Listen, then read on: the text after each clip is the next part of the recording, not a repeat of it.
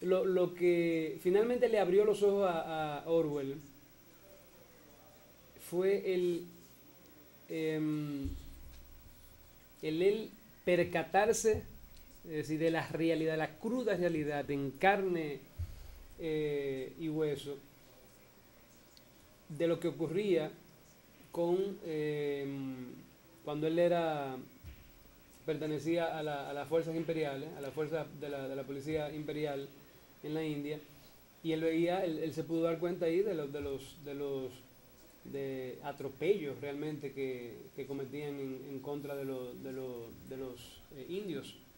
Hay una novela que describe Entonces, bien esa misma, la que tú tienes ahí, La Marca, o exact- Día... exactamente, entonces yo pienso que eso fue lo que realmente le abrió los ojos a él para que finalmente él pues comenzara porque fue un odio inmediato hacia el imperialismo, ¿no? Y entonces él comenzó ya finalmente a plasmar toda su posición frente a eso. Dale para allá, que estamos tarde. Vámonos a la pausa comercial. Cuando regresemos estaremos hablando del autor británico, seguimos hablando del autor británico George Orwell. No se vaya. Seguimos conversando sobre Eric Arthur Blair. ¿Qué tal era el nombre verdadero de George Orwell? George Orwell no tiene una bibliografía muy extensa, salvo en los ensayos, que ahí sí que tiene artículos periodísticos que tienen muchos y muy variados. En cuanto a libros, hay unos cuantos libros imprescindibles. Vamos a narrar o a contar un poco por orden cronológico. El primero es Sin Blanca en París y Londres, que era el que decía Omar antes, lo escribe en 1933 y trata un poco de la pobreza extrema que tiene que padecer en esas dos ciudades. Los días de Birmania, o La Marca, que es este. sí, que es, habla de sus experiencias en aquella colonia. Mantener la espirista izada, El camino a Pierre, que habla mucho de todas las investigaciones que hace en el norte de Inglaterra, en esos barrios pobres, que yo creo que ahí es donde donde adopta un poco la conciencia obrera y proletaria. Homenaje a Cataluña, que es el del que hablaba antes, de sus experiencias en la Guerra Civil Española. Eso es 1938. En 1939 escribe Subir a por aire. Es un agente de seguros que quiere desligarse un poco de la vida gris que hace y es un retorno un poco a su infancia idílica. Subir a por aire es coger oxígeno en el estanque donde se bañaba y donde pescaba, en las escenas de campo. Y un poco la decepción al llegar y encontrarse que ya no existe, lo que hablábamos en otras ocasiones. Joaquín Sabina y yo mismo en algún pasaje de Buenaventura también expreso que el pasado hay que dejarle en el tiempo que le tocó vivir, porque cuando uno se pone a perseguir esas escenas, a perseguir esos lugares del pasado, al final se convierten en fantasmas. Y entonces es lo que quiere reflejar George Orwell aquí en este caso. Va buscando un fantasma que ya no existe. Subir a por aire en el 39. Y luego ya los dos más conocidos, en el 45, La rebelión en la granja, que acabamos de decir que es un poco la fábula que hace el símil con el estalinismo, la revolución y el estalinismo en Rusia.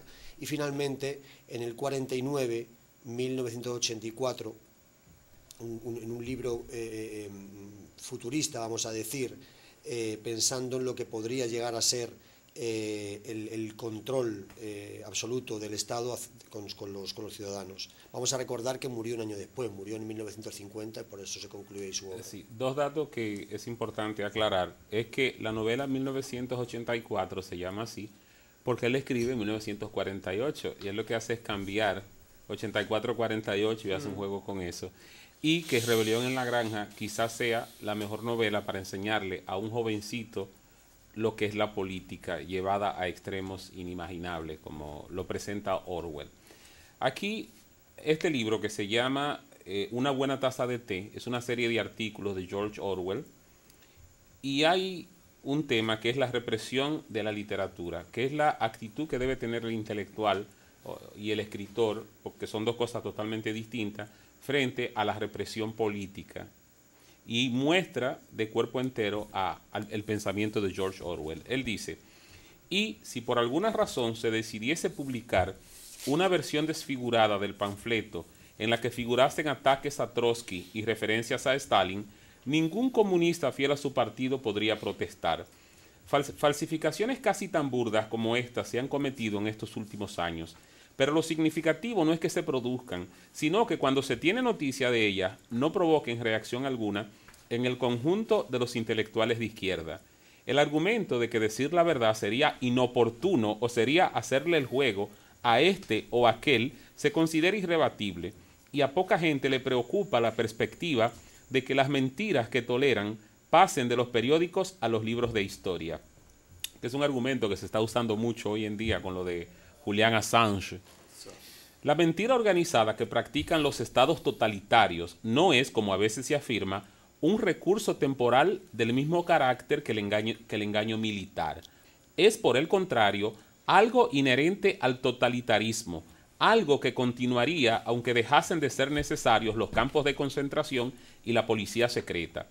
Entre los comunistas inteligentes circula una leyenda según la cual, aunque el gobierno ruso se ve obligado hoy en día a incurrir en propaganda mentirosa, en juicios amañados y todo lo demás, está registrando secretamente los hechos tal como suceden para publicarlos en el futuro. Creo que podemos estar seguros de que esto no es así, pues la mentalidad que implicaría una actividad así es la de un historiador liberal que cree que el pasado no puede ser alterado y que da por supuesto que el conocimiento correcto de la historia es algo valioso. Desde el punto de vista totalitario, la historia es algo que debe ser creado más que aprendido. Un estado totalitario es en la práctica una teocracia, y la casta dirigente, para mantener su posición, ha de ser considerada infalible. Pero como en la realidad nadie es infalible, suele ser necesario modificar los sucesos del pasado a fin de mostrar que este o aquel error no se cometió, que este o aquel triunfo imaginario fue real. Además, todo cambio importante en la política exige un cambio correlativo en la doctrina y una revalorización de las figuras históricas prominentes. En sentido general, de lo que George Orwell habla es de una cuestión que hoy en día es lo mismo que estamos discutiendo. Cuando los regímenes políticos se apoderan del aparato del Estado, llega un momento en el cual empiezan a falsificar la verdad y, como dice Orwell en la novela 1984, en la primera parte, tiene una frase que me encanta, que es como le enseñaban a la gente a odiar al enemigo, que es esta, que dice, la leeré rápidamente: la guerra es la paz, la libertad es la esclavitud, la ignorancia es la fuerza. O sea, utilizar términos contrarios para hacer que el cerebro de alguna manera rebote esos términos y al final no pueda diferenciar la verdad de la mentira. Ese es un alegato hacia la verdad y hacia algo que él defendió mucho. Había una frase hecha que él decía: en tiempos de engaño universal, decir la verdad se convierte en un acto revolucionario. Por eso él era un revolucionario, porque siempre estaba del lado de la verdad. Él mismo decía inclusive que él era un escritor político haciendo, es decir, la frase completa es escritor político haciendo énfasis en las dos palabras. Es decir, él era escritor y él era político. Finalmente, podemos entender que Orwell era un tipo comprometido, es decir, un escritor de los comprometidos. Fue vigilado durante 20 años por la policía. Claro, eso se supo recientemente. Sí. Sin embargo, él escribió, esto se llama Los escritores del Leviatán, haciendo referencia a un personaje bíblico emparentado con el demonio, con el diablo, pero que lo retoma luego uno de los grandes intelectuales del pensamiento político universal, Thomas Hobbes, con el Leviatán 1600 y pico. Dice: la situación del escritor en una época de control estatal es un tema que ya ha sido ampliamente discutido, aunque la mayor parte de la información a este respecto no es aún accesible. No quiero expresar aquí una opinión a favor o en contra de la protección de las artes por parte del Estado. Solo deseo señalar que el tipo de Estado que nos gobierna dependerá en parte del clima intelectual que exista, es decir, en parte de la actitud de los propios escritores y artistas y de su disposición o renuencia a mantener vivo el espíritu del liberalismo. Señores. una gran conciencia de el papel del intelectual